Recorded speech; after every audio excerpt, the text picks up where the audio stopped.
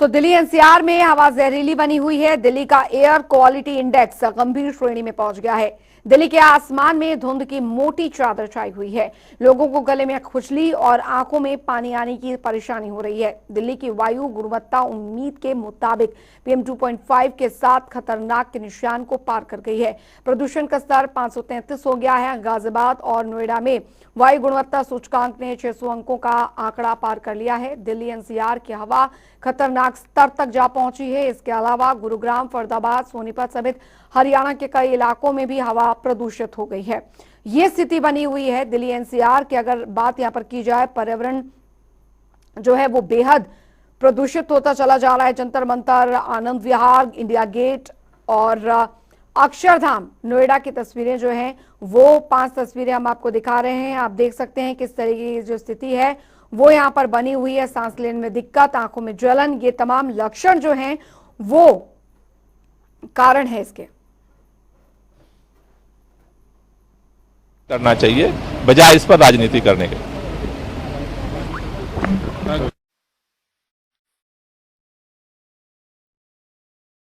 बढ़ते प्रदूषण के चलते अब समस्या यहाँ पर यह है कि चुनौती सरकार के सामने भी है, चुनौती आम जनता के सामने भी है कि आखिर कोरोना काल के दौरान इस बीच अब प्रदूषण जो है, हवा में घुलता जहर जो है वो दिक्कतें बढ़ा रहा है। और अगर ये समस्या ऐसी ही बनी रही तो 2019 में भी आपने देखा था किस तरीके की स्थिति जो थी वो देखने को मिली थी। सांस लेने में बेहद दिक्कत और लोगों को, खासकर जो सांस के मरीज हैं, उन्हें खासी परेशानियों का सामना यहाँ पर करना पड़ा था। अब ऐसी स्थिति में यहाँ पर बहुत जरूरी हो गया है कि लोगों को भी समझना होगा कि पर्यावरण प्रदूषित ना हो, इसको लेकर उनकी क्या जिम्मेदारियां हैं और कितना ज्यादा नुकसान ये आपके स्वास्थ्य को पहुंचा सकता है। बढ़ता प्रदूषण आपके स्वास्थ्य को कितना नुकसान पहुंचा सकता है, ये भी बहुत ज्यादा जरूरी है समझना, क्योंकि अगर यही स्थिति यहां पर बनी रही तो फिर आगे आप समझ सकते हैं कि आखिर तस्वीर जो है वो आगे क्या रह सकती है।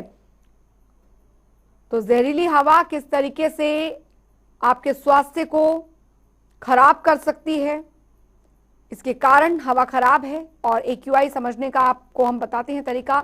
0 से 100 के बीच सुरक्षित AQI लेवल माना जाता है, 100 से 200 के बीच मध्यम, 200 से 300 के बीच खराब की श्रेणी में आंका जाता है। AQI अगर 300 से 400 के बीच हो तो वो बेहद खराब की श्रेणी में आता है। 400 से ऊपर खतरनाक की श्रेणी में आता है। और अभी जो स्थिति कई जगहों पर बनी हुई है वो यही है। तो प्रदूषण के बड़े खतरे, नंबर 1 फेफड़ों पर असर, नंबर 2 नाक कान में जलन होना, नंबर 3 स्किन से जुड़ी परेशानी, नंबर 4 नर्वस सिस्टम पर असर, नंबर 5 डिप्रेशन, नंबर 6 समझने की क्षमता पर चोट। तो ये कुछ लक्षण हैं, ये कुछ परिणाम हैं जो कि बढ़ते प्रदूषण के चलते ये की सिम्टम्स हैं जो कि आप में देखने को मिल सकते हैं। और वो हम आपको ग्राफिक्स के जरिए समझाने का प्रयास कर रहे हैं। कितना ज्यादा नुकसान आपके शरीर को ये बढ़ता प्रदूषण पहुंचा सकता है और किस तरीके के परिणाम जो हैं वो आपको इस बढ़ते प्रदूषण के चलते आपके शरीर को इससे नुकसान हो सकता है।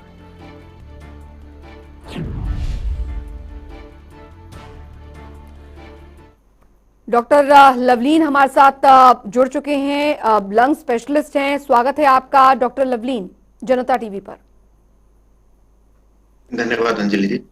डॉक्टर लवलीन, क्योंकि सबसे पहले हम यही जानना चाहेंगे कि जो इन दिनों बढ़ता प्रदूषण है, जो स्थिति बनी हुई है, इंसानी शरीर को किस तरीके से इफेक्ट कर सकता है, इसके कितने बुरे से बुरे परिणाम हमें आगे आने वाले समय में देखने को मिल सकते हैं?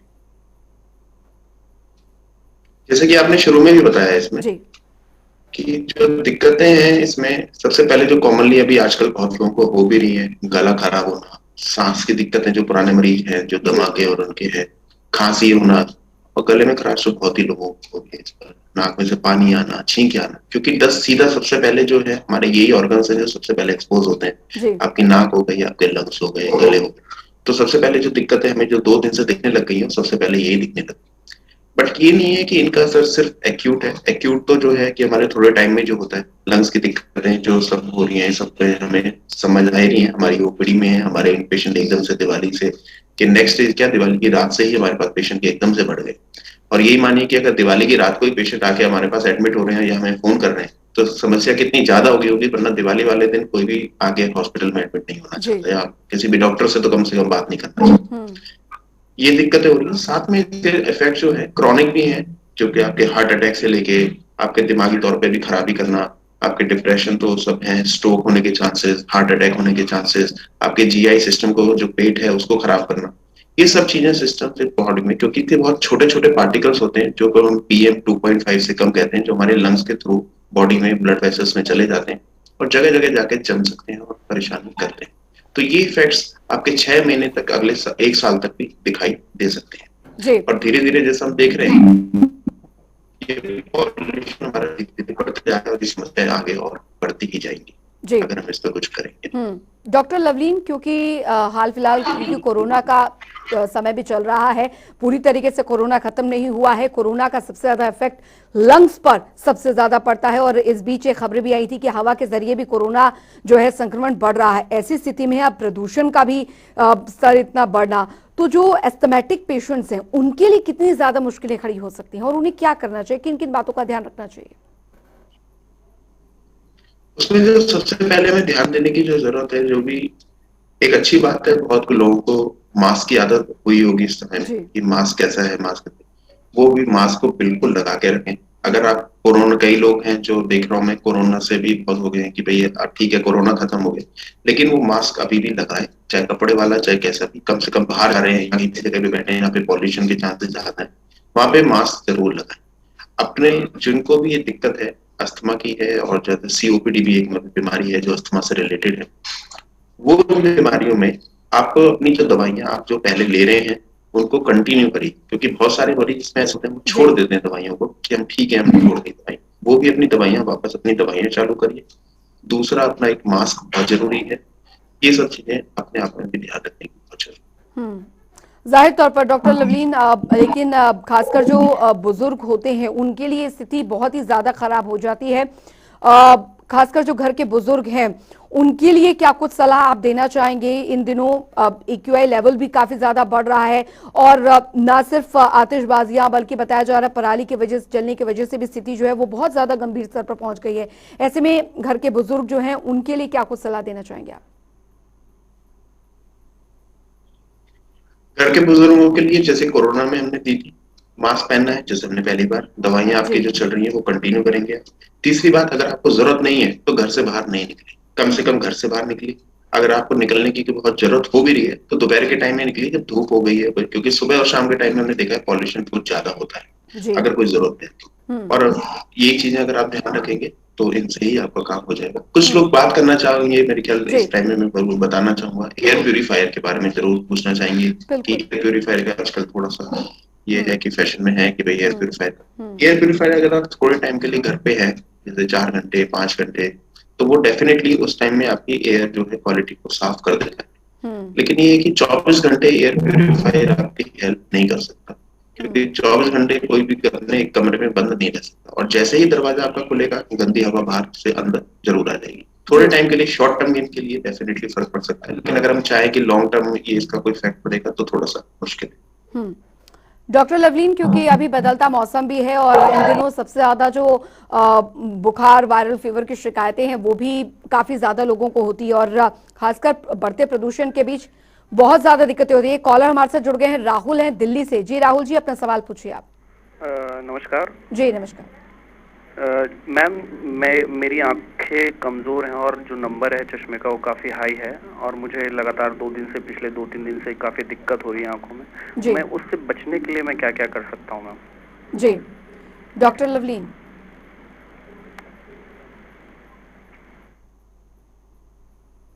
Doctor Lovleen, dryness of eyes हो जाती है। हेलो, जी जी आपको सुन पा रहे हैं सर। उसकी वजह से आपके में ड्राइनेस ऑफ आईज हो जाती है, आंखों में जैसे सूखापन हो जाता है, और उसकी वजह से ही आपके पानी और ये सब निकलता है। इसमें ध्यान रखिए, थोड़ा हो सकता है तो बार बार थोड़ी सी अपने आंखें धोइए। दूसरा एक होता है इसमें कुछ कुछ टीयर्स की ड्रॉप्स आती हैं, एड टीयर्स के नाम से, आप उनको यूज कर सकते हैं। दिन में उनको 5 से 6 बार डाल सकते हैं, उससे आपके जो है आईज जो ड्राइनेस है वो रिजॉल्व हो जाएगी, और ये जो आपके जो पानी निकल रहा है वो सब है वो भी ठीक हो जाएगी। और अवॉइड कीजिए बाहर जाना अभी टाइम के लिए, क्योंकि जितना आप अवॉइड कर सकते। बिल्कुल। बहुत ज्यादा परेशानियां इस लेवल पर भी होती हैं कि जो छोटे बच्चे हैं वो मास्क पहनना नहीं पसंद कर रहे हैं, क्योंकि अब तो स्कूल भी खुल गए हैं, लेकिन बहुत जरूरी है, कोरोना से भी बचना है और पोल्यूशन से भी बचना है। और आप दर्शकों से भी यही अपील है कि मास्क आप जरूर पहन के रखिए। नंबर्स भी लगातार आपके टेलीविजन स्क्रीन पर फ्लैश हो रहे हैं, आप हमें कॉल कर सकते हैं और डॉक्टर लवलीन से आप जान सकते हैं कि अगर आपकी भी कोई सवाल है इसके रिलेटेड, जो आज का ये विषय है, बढ़ते प्रदूषण से किस तरीके से सावधान रहें, किस तरीके आपको करना चाहिए, क्या नहीं करना चाहिए। डॉक्टर लवलीन, क्योंकि वायरल फीवर इन दिनों बहुत ज्यादा आम हो चला है, लोगों को दिक्कतें इस वजह से भी बढ़ जाती हैं, तो किस तरीके से इन सब चीजों से बचा जा सकता है? और ये भी सवाल, क्योंकि छोटे बच्चे अगर घर में हो तो कितना ज्यादा जरूरी हो जाता है इन सब चीजों को ध्यान में रखना।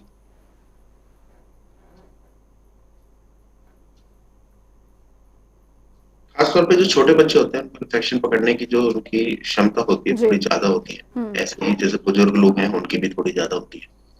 तो अगर किसी को घर में वायरल इन्फेक्शन हो रहा है तो कोशिश करिए कि उसको दूर से दूर रखिए थोड़ा सा। उसका अगर किसी बड़े को हो गया है, किसी छोटे को हो गया, तो उनको थोड़ा सा अलग कर दीजिए। ये ना हो कि छोटे से फिर सबको एक तरफ से स्प्रेड करने लगे। मैं समझता हूँ ये चीजें तो, जैसे कोरोना के बारे में हम काफी लोग इसमें एजुकेट हो चुके हैं। दूसरा, मास्क को पहनिए, मास्क पहन के रखिए। उनके थोड़े बर्तन और वो सब चीजें आप अलग कर सकते हैं, और जब तक उनको दिक्कत हो रही है तब तक उनको थोड़ा सा अलग ही रखिए। जी डॉक्टर लवलीन, वो लोग अपना बाहर निकलना। डॉक्टर लवलीन, क्योंकि जिस तरीके से हमने लक्षणों का भी जिक्र यहाँ पर किया है, प्रदूषण से होने वाले सबसे ज्यादा दिक्कतों में ये होता है कि सांस लेने में परेशानी आना, और हमने देखा कि एक बहुत बड़ा की फैक्टर कोरोना के टाइम पर भी यही था, तो लोग मिसगाइड हो जाते हैं। और कुलदीप हमारे साथ जुड़ गए हैं, कॉलर हैं सोनीपत से। जी कुलदीप जी, अपना सवाल पूछिए आप। नमस्ते मैडम। जी नमस्ते। मैं एक्चुअली पिछले 3-4 दिनों से जो है आउटिंग पर हूँ, और मैंने फील किया है कि इन 3-4 दिनों में जो है मैं थोड़ा सा पॉल्यूशन मैंने जो है अपने लंग्स में जाने दिया है। मतलब मैं ना चाहते हुए भी मुझे बाहर निकलना पड़ा, और फील्ड वर्क में हूँ मैं, और मुझे ऐसा लग रहा है कि इन 3-4 दिनों के बाद अभी मुझे जो है थोड़ा सा, और जब मैं सांस वगैरह ले रहा हूँ तो मैं थोड़ा सा जो है अनकंफर्टेबल फील कर रहा हूँ। मुझे कोरोना भी हुआ था पीछे, तो मुझे अभी कौन कौन से स्टेप्स लेने चाहिए या फिर मुझे क्या करना चाहिए ताकि मैं थोड़ा सा बेटर फील कर पाऊँ? आपको अगर सांस लेने में तकलीफ हो रही है कोई से, तो आप जहां पर भी हैं कहीं पे एक बार किसी डॉक्टर को जरूर दिखा लीजिए, जो पल्मोनोलॉजिस्ट हो या कोई लंग स्पेशलिस्ट हो, जहां पर भी है, कहीं ये दिक्कत बढ़ ना जाए क्योंकि आपके फील्ड वर्क में है।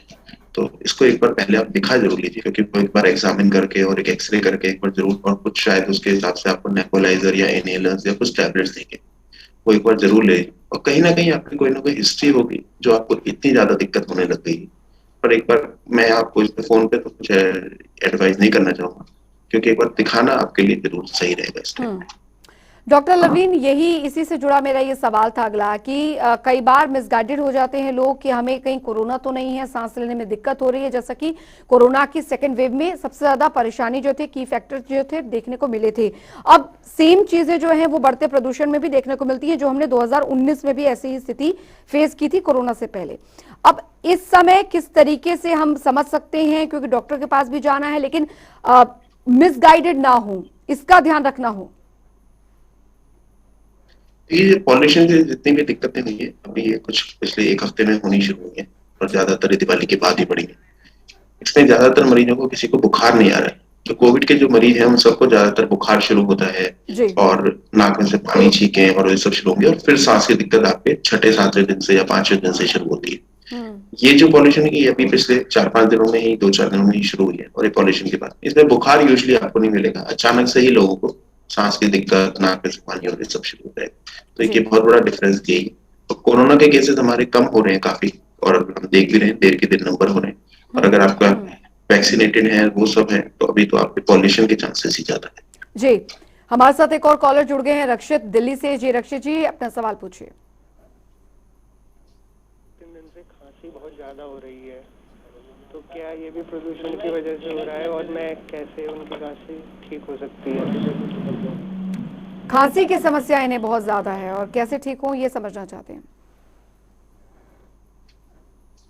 खांसी के लिए जरूर डेफिनेटली कुछ आपको इनहेलर्स या नेबुलाइजर्स की जरूरत पड़ेगी। वो थोड़े टाइम बीइंग के लिए आपको जरूरत पड़ सकती है। उसमें खांसी और इसमें आराम पड़ेगा, कुछ टैबलेट्स की जरूरत पड़ेगी। कोई तकलीफ थोड़ी ज्यादा हो रही है तो एक बार किसी डॉक्टर को दिखा लीजिए।